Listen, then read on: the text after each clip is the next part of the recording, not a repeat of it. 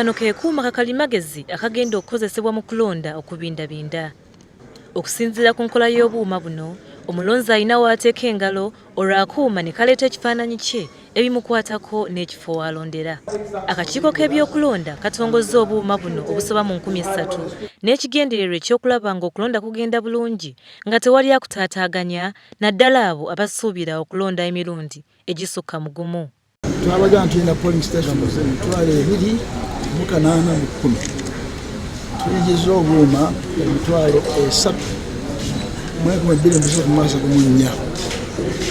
Lwekyo tulina obumala singa akamu kabako problem akalala kabagira ki kaba kateekebwawo.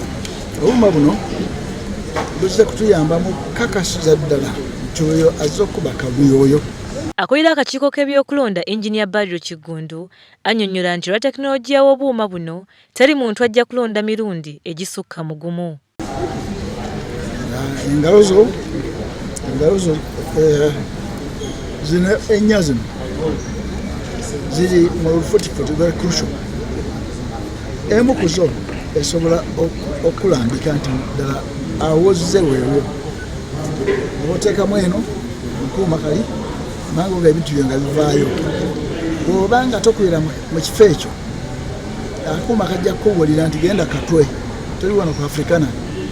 Bw'obanga okubira mu Kampala district era bwe kamala bw'omala okukuba akalulu n'ogezaako okugenda mu kifo ekirala oleete engalo zo zino kajja kuga nti bwe walabiseeko dda n'olwekyo wamaze okugwa.